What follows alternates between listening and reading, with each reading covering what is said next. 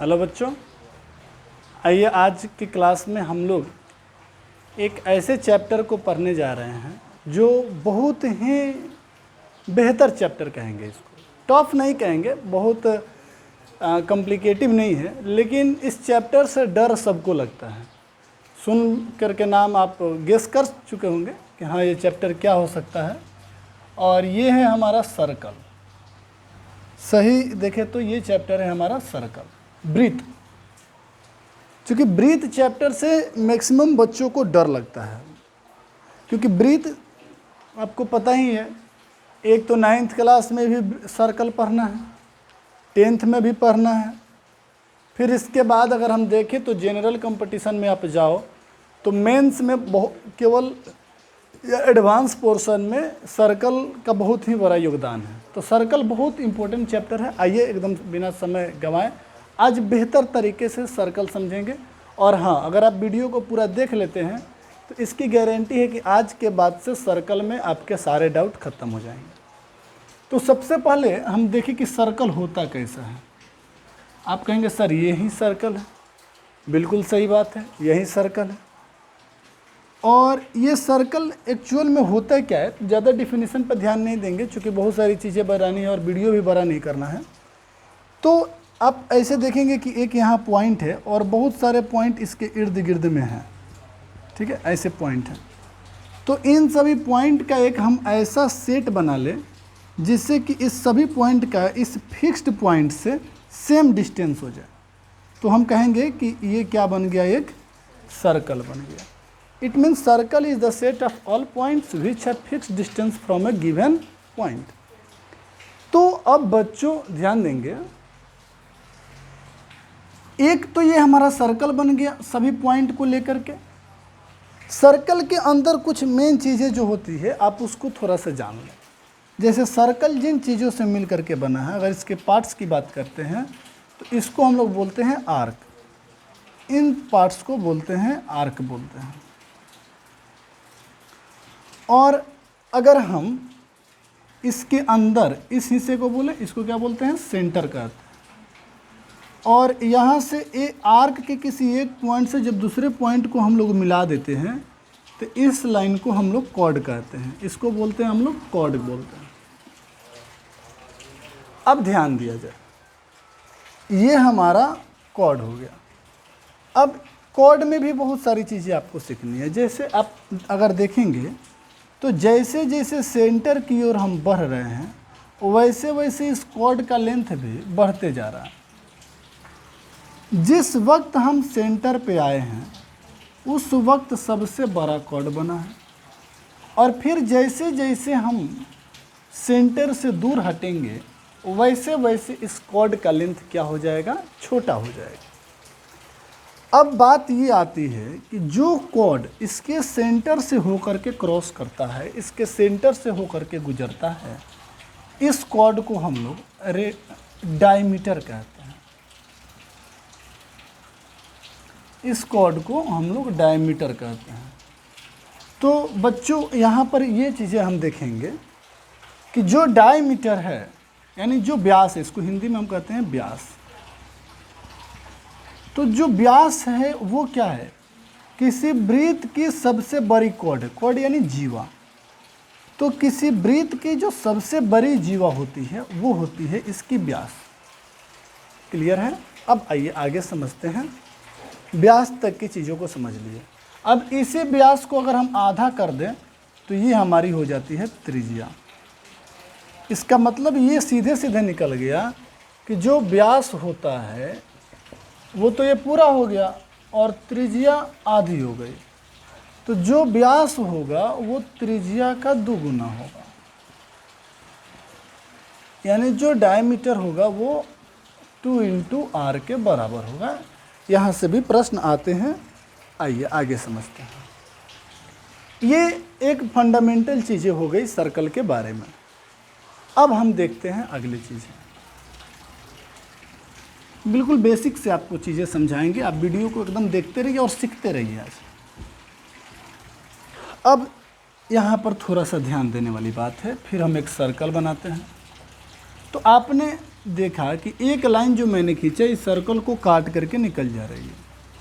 इस लाइन को हम लोग इंटरसेक्टिंग लाइन कहते हैं। एक लाइन ऐसी होती है जो सर्कल को टच करके निकल जाती है, और ऐसे लाइन को हम लोग टेंजेंट लाइन कहते हैं। एक्चुअल में होता क्या है कि जो इंटरसेक्टिंग लाइन होती है वो किसी सर्कल को दो जगह पर काट करके निकल जाती है, लेकिन जो टेंजेंट लाइन होती है, ये टेंजेंट लाइन सर्कल को केवल एक पॉइंट पर टच करके निकल जाती है। तो टेंजेंट लाइन किसी सर्कल को एक पॉइंट पे टच करती है, जबकि इंटरसेक्टिंग लाइन इसे दो पॉइंट पर काटती है। पहली चीज़। इसके बाद अब क्वेश्चन ये आता है कि क्या किसी सर्कल के एक पॉइंट पर कितने टेंजेंट लाइन खींचे। तो प्यारे बच्चों, अगर हम एक पॉइंट की बात करें तो हम इसके एक पॉइंट पर केवल एक ही टेंजेंट लाइन खींच सकते हैं। इसका मतलब ये हुआ कि there is one and only one tangent line can be drawn on a point on the circle. अब क्या किसी सर्कल पर कितने टेंजेंट लाइन खींच सकते हैं? तो जैसे अगर ये सर्कल है तो आप यहाँ से भी खींच सकते हैं, ये पॉइंट ले तो यहाँ से भी खींच सकते हैं।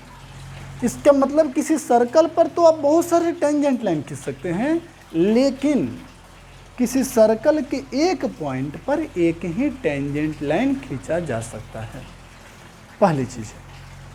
इसके बाद जहाँ पर ये टेंजेंट लाइन सर्कल को टच करता है, टेंजेंट लाइन को हिंदी में बोलते हैं स्पर्श रेखा। तो जहाँ पर ये स्पर्श रेखा किसी वृत्त को छूती है, इसको हम लोग कहते हैं स्पर्श बिंदु। इसको हम लोग स्पर्श बिंदु कहते हैं। इंग्लिश में इसे पॉइंट ऑफ कांटेक्ट कहते हैं। इसे बोलते हैं पॉइंट ऑफ कांटेक्ट। जहाँ पे टच करती है उसे बोलते हैं पॉइंट ऑफ कांटेक्ट। अब ये हो गया सर्कल का सेंटर। तो यहाँ पर एक मेन पॉइंट याद रखेंगे, बहुत सारा यूज है इसका। इस पॉइंट से जब सर्कल पर हम लोग, देखिए ध्यान से, ये रेडियस हो गया, सेंटर हो गया, और सेंटर से ये हमारा रेडियस हो गया। तो पॉइंट ऑफ कांटेक्ट पर ये जो रेडियस होता है ये परपेंडिकुलर होता है। ये टेंजेंट है, टेंजेंट का पॉइंट ऑफ कांटेक्ट है, और इस पर जब हम रेडियस खींचेंगे तो ये परपेंडिकुलर हो जाएगा। ऐसे प्रश्न बार बार घुमा करके आते हैं इससे कि स्पर्श रेखा के स्पर्श बिंदु पर त्रिज्या क्या होती है। तो स्पर्श रेखा के स्पर्श बिंदु पर त्रिज्या लंब होती है। तो ये तो हो गई टेंजेंट लाइन वाली बात। कभी कभी ऐसे टेंजेंट लाइन से प्रश्न दे देगा, जैसे एक बाहर पॉइंट दे दिया, मान लेते हैं P, और कहेगा इस P से कितने टेंजेंट लाइन इस सर्कल पर खींच पाएंगे, कितनी स्पर्श रेखाएं खींचेंगे। तो आप देखिए P से केवल दो ही खींच सकते हैं आप स्पर्श रेखा, एक इधर और एक इधर। और सबसे खास बात ये है कि किसी बाह्य बिंदु से, किसी वृत्त के बाह्य बिंदु से जो स्पर्श रेखाएं खींची जाती है, इनकी लंबाई आपस में बराबर होती है।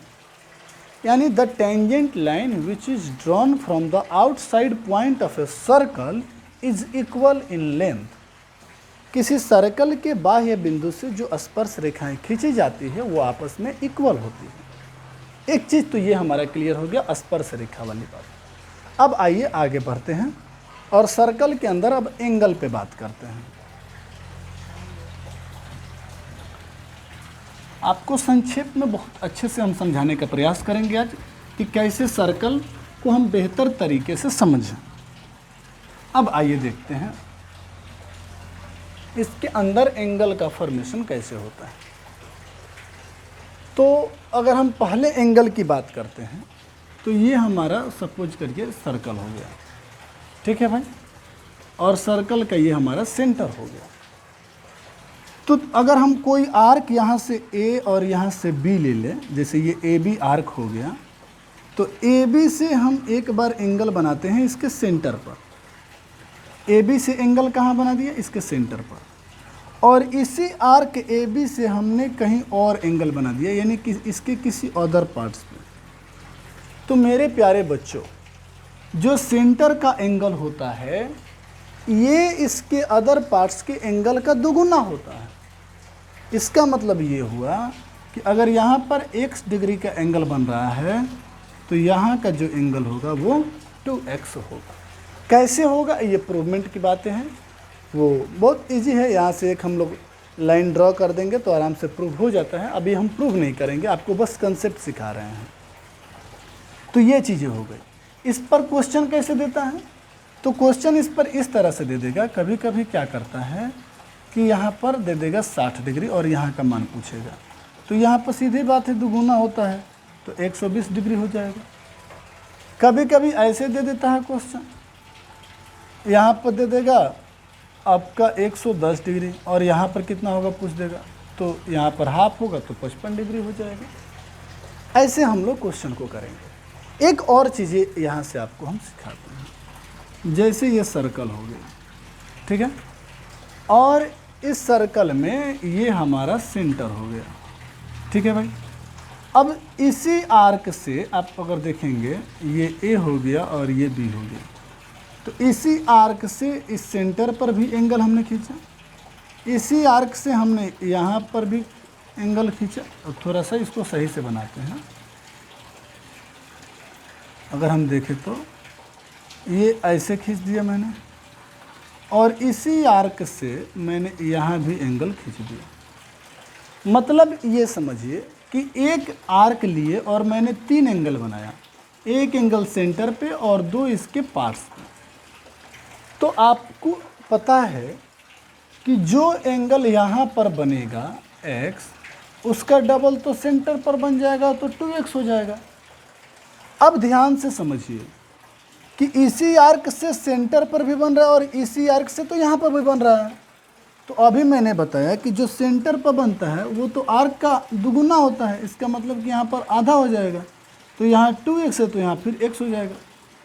तो रिजल्ट हमारा ये निकल करके आया कि किसी सर्कल के एक आर्क से अगर हम एंगल बनाना शुरू करें तो इसके कहीं भी बना दें, सारे एंगल बराबर होंगे। कैसे, आइए एक क्वेश्चन लेकर के देखते हैं।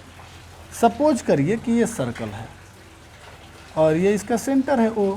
हम आर्क यहाँ से लेते हैं A और यहाँ से लेते हैं B, और इस आर्क से हम एक एंगल बना देते हैं यहाँ पर, और इसी आर्क से एक एंगल बना देते हैं यहाँ पर। तो आपसे ऐसे क्वेश्चन पूछेगा, ये वाला एंगल दे देगा 30 डिग्री और ये वाला एंगल आपसे पूछा जाएगा, तो ये वाला एंगल आप कैसे बताएंगे।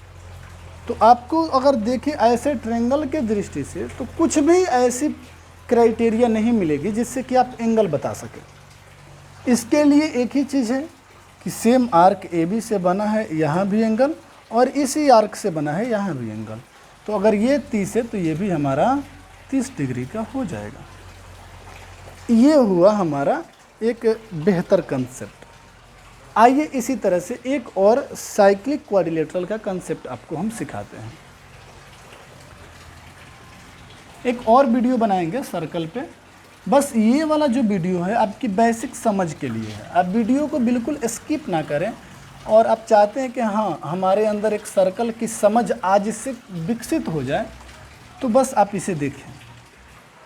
आइए ध्यान देते हैं। ये हो गया हमारा एक सर्कल, ये मान लेते हैं कोई इसका सेंटर C हो गया, ये ऐसे खींच देते हैं हम, ठीक है। तो ये जो चारों लाइन बना है, ये जो क्वाड्रिलेटरल आप देख रहे हैं, इसको बोलते हैं साइक्लिक क्वाड्रिलेटरल। क्या बोलते हैं, तो साइक्लिक क्वाड्रिलेटरल बोलते हैं। क्योंकि देखिए ये किसी एक सर्कल के वृत्त के अंदर है, इसीलिए इसे चक्रीय चतुर्भुज कहा जाता है। इसकी खास बात क्या है, इसको पढ़ने का रीज़न क्या है, तो हम आपको बता दें कि इसमें जो अपोजिट एंगल का सम होता है वो 180 डिग्री का होता है। यानी angle B plus angle D ये 180 डिग्री का होगा। उसी तरह से angle A plus angle C ये भी 180 डिग्री का होगा। यही दो मेन इसके रीजन हैं, इसीलिए इसको हम लोग खास करके पढ़ते हैं। कभी कभी करता कैसे है, क्वेश्चन कैसे देता है, यहाँ पर दे देगा 2x और यहाँ पर दे देगा आपको 2x माइनस 20, ठीक है। और कहेगा आप x का मान निकालें। सिमिलरली यहाँ पर y दे देगा और यहाँ पर दे देगा y माइनस 60 और फिर आपसे कहेगा x का मान और y का मान निकालिए। कभी कभी तो ऐसे दे देगा कि x प्लस y का मान निकालिए। कैसे निकालेंगे? तो जैसे कि आप देखो इसको और इसको मिला के तो 180 होता है। अगर हम बात करें तो 2x, ठीक है, प्लस 2x माइनस 20 बराबर हो गया 180। तो 2x हो गया 4x और ये जा करके जोड़ देंगे तो 200 हो गया। 4 पचे 20 यानी x का मान आ गया हमारा 50 डिग्री।